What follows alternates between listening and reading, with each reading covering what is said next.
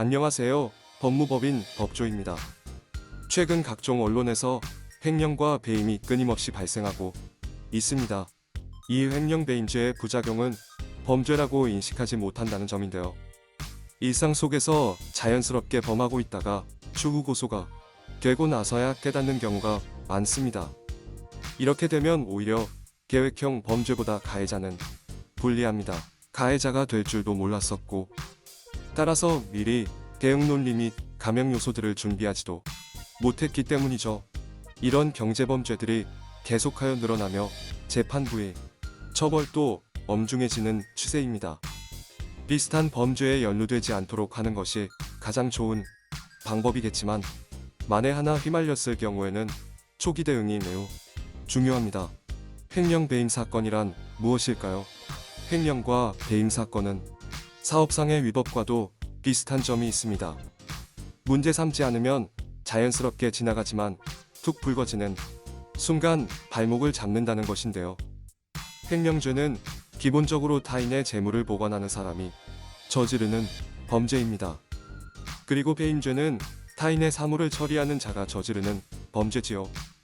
두 혐의의 형량은 5년 이하의 징역 또는 1,500만 원 이하의 벌금으로 동일하여 둘 중 어떤 죄로 처벌받는지는 크게 중요치 않습니다.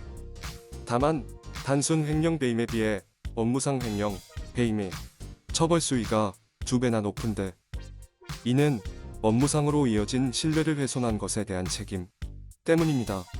횡령을 하려고 마음먹었다면 오히려 낫습니다. 만약 행위자가 위법 행위인지 인식조차 못하는 채로 해당 사건에 연루된다면 더욱 곤란해지는데요. 재산상의 이익을 취했다 하여 무조건 성립되지 않습니다. 다만 상황적 여건, 업무를 맡긴 자와의 관계, 그간 이력들이 모두 영향을 미치지요. 그렇기에 여태까지의 행적에 따라 무척 강한 처벌을 받을 수도 있습니다. 억울한 경우로 이를테면 법인카드를 개인적으로 썼다 함은 업무상 배임죄에 해당됩니다. 당연히 영원히 횡령하려는 의도는 없었을 겁니다.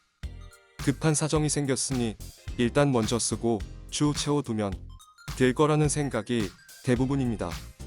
그러나 사건은 언제나 예상치 못한 곳에서 터집니다.